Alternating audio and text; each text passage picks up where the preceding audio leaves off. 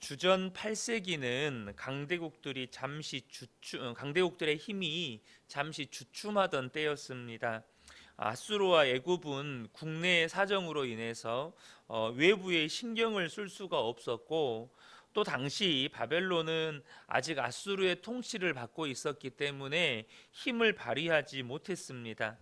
그러다 보니 당연히 이스라엘은 이 강대국들이 잠시 주춤한 틈을 타서 그 세력을 확장을 시켰던 것입니다. 그래서 이스라엘이 하맛 어귀에서부터 아라바 광야까지 넓은 땅을 소유하고 또 경제적인 풍요를 이룩할 수가 있었습니다.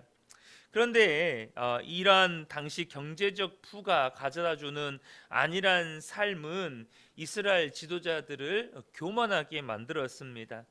마치 그 모든 것을 자기들이 잘나서 자기들이 힘이 강해서 이룬 것처럼, 마치 열방 중에 으뜸인 것처럼 그렇게 으스대며 자랑스러워했다는 것이죠.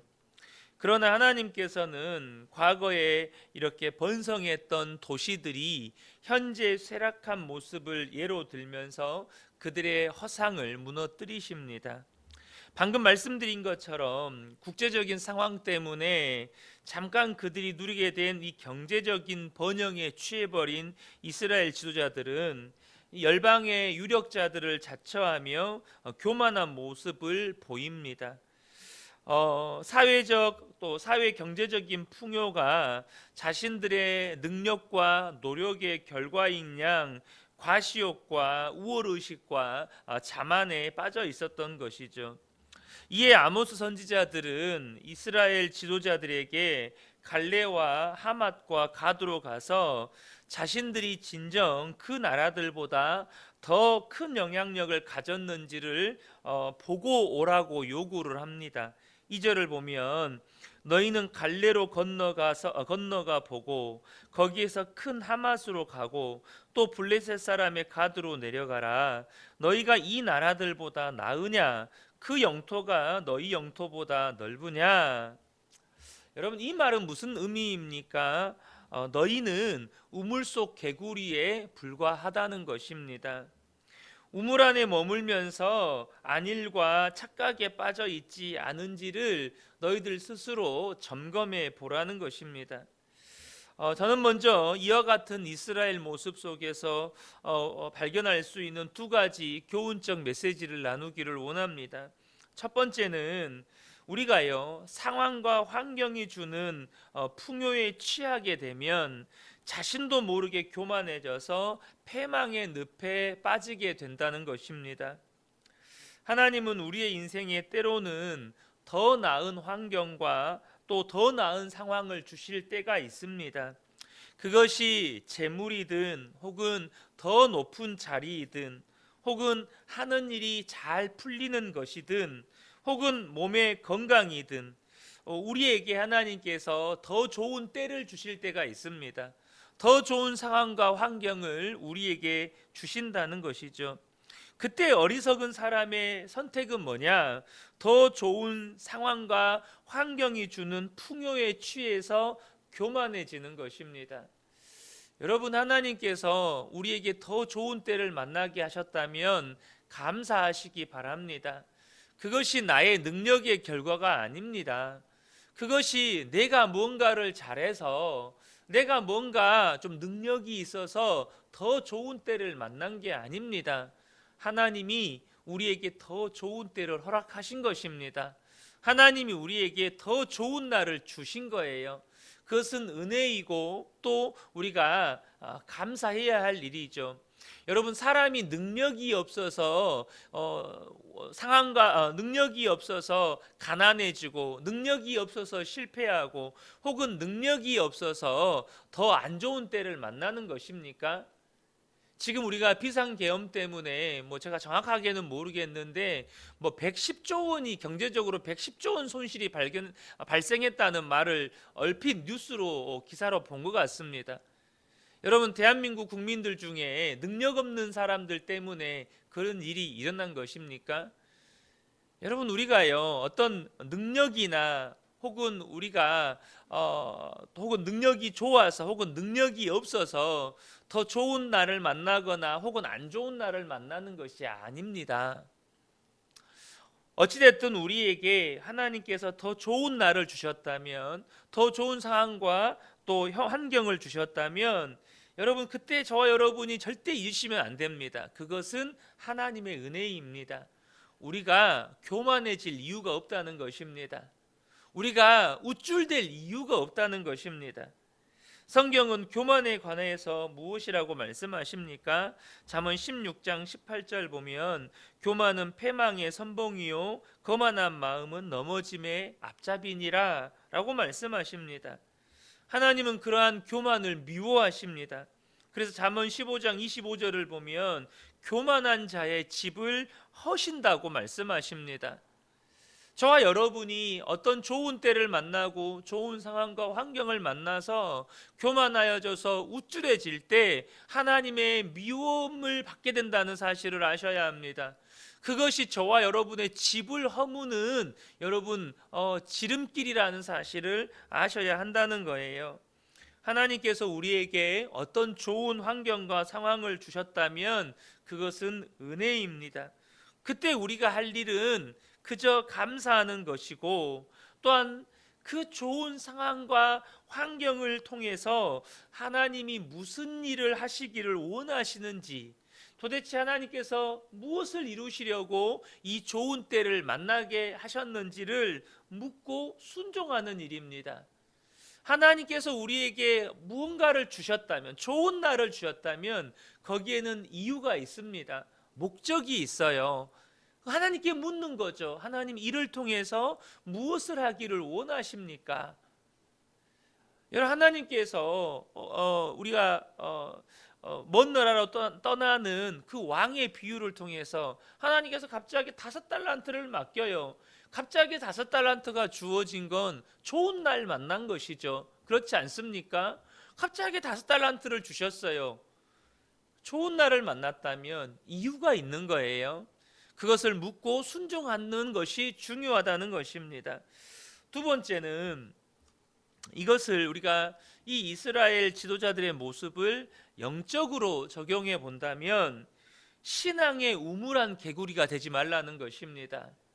신앙의 우물한 개구리가 되지 말라는 거예요.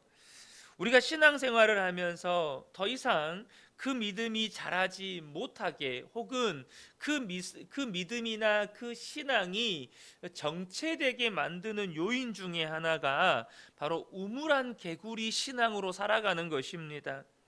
하나님께서 내게 어떤 은혜를 베푸셨다면, 혹은 저와 여러분이 어떤 정말 충만한 은혜를 경험했다면, 그때 저와 여러분이 꼭 명심해야 될 일이 하나 있습니다.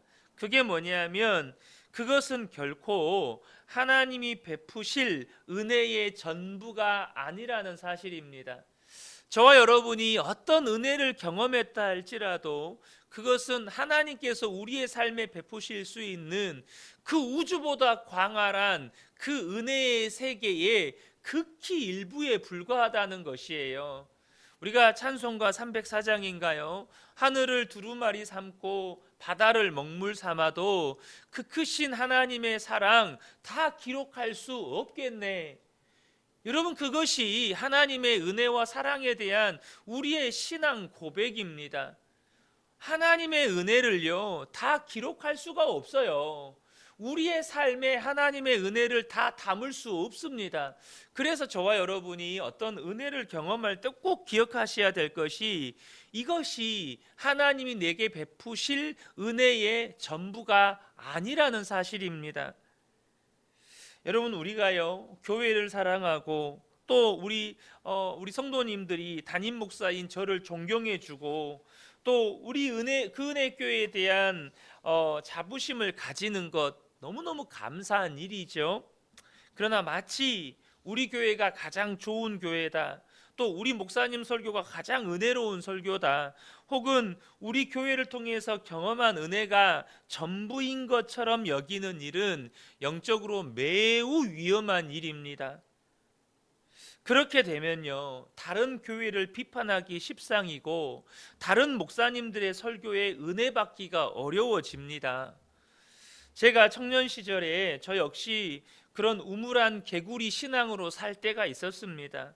내가 다니는 교회가 가장 좋은 최고의 교회고 우리 교회 목사님 설교가 가장 은혜로운 설교라고 생각을 했고 또 우리 교회에서 이루어지는 사역들이 최고라고 생각했던 때가 있었습니다.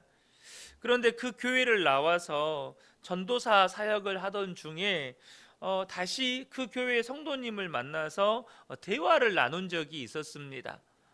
이제 교제하던 청년의 어머니가 병원에 입원을 해서 이렇게 이제 병원에 이제 문병을 갔었는데 이제 그곳에서 이렇게 대화를 나누다 보니까 비로소 보이기가 시작하는 거예요. 그 교회를 나와서 다른 교회에서 전도사로 사역을 하면서 그 교회에서 경험하지 못했던 것들을 이제 다른 교회에서 사역자로 경험하지 않았겠어요? 그러니까 그분과의 대화 속에서 우물한 개구리의 신앙이 무엇인지를 그게 보이는 거예요. 우리 교회가 전부이고 우리 교회가 최고고 우리 목사님이 최고고 그게 절대 나쁘다는 게 아닙니다. 잘못됐다는 게 아니에요. 그런데 마치 그것이 전부인 것처럼, 그래서 다른 목사님들의 설교는 뭐 설교가 아닌 것처럼, 다른 교회의 사역은 마치 우리 교회의 사역보다 더 수준이 낮은 것처럼 그렇게 여기는 모습을 보게 되었다는 것이죠. 여러분, 지금 여러분이 혹시 다른 교회를 비판하고 있다면, 혹은 다른 목사님들의 설교에 은혜 받지 못하고 있다면, 혹은 나와 다른 모습을 한 교회나 혹은 다른 은혜의 역사를 잘 수용하지 못하고 있다면, 여러분은 어쩌면 지금 우물한 개구리 신앙 속에 빠져 있는지 모릅니다. 다른 은혜의 모습들이 수용이 안 되는 거예요.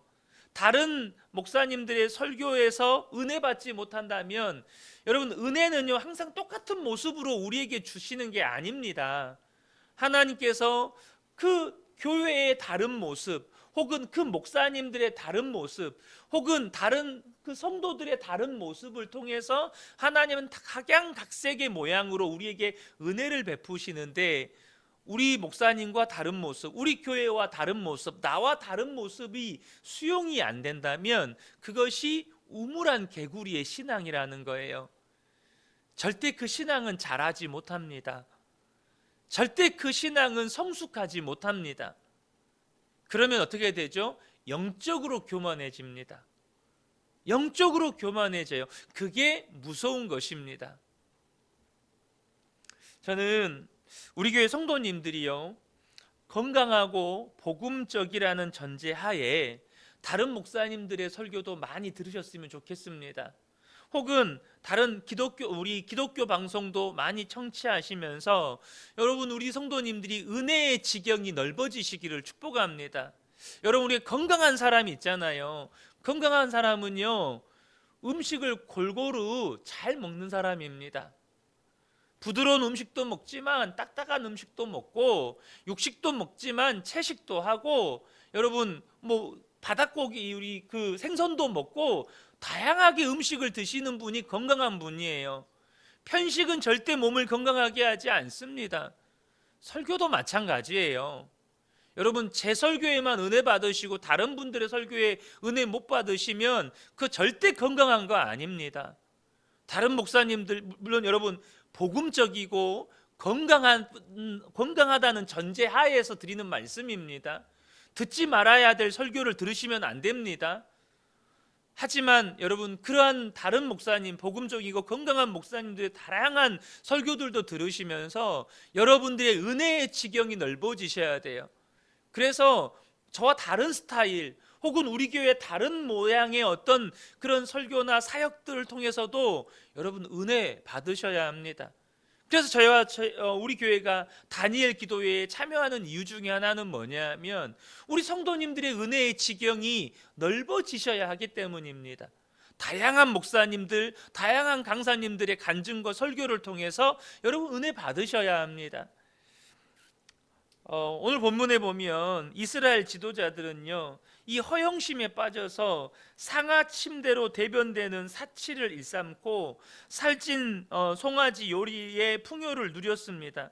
소위 말해서 명품으로 치장하고 미식을 즐기면서 살았다는 것이죠. 악기와 노래를 즐겼지만 다윗의 신앙은 따르지 않았습니다. 포도주를 즐기고 기름 마사지를 받고 나라의 미래는 걱정하지 않았습니다. 아모스 선지자는 이와 같은 이웃의 가난과 고통을 외면한 채 오로지 개인의 영달과 쾌락에 심취해 살아가는 이들에게 말 그대로 여호와의 날, 흉한 날을 예고하지만 안락하고 배부름에 취해 있는 이들은 이 아모스 선지자의 말씀을 비웃습니다.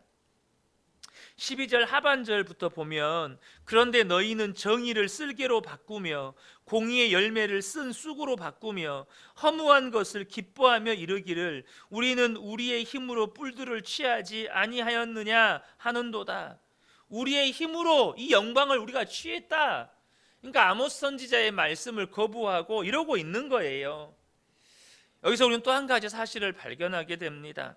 앞서 말씀드린 것처럼 여러분, 상황이나 환경이 주는 풍요와 안락에 취하게 되면요, 무서운 게 하나 있습니다. 하나님의 말씀이 귀에 들리지 않는다는 것입니다.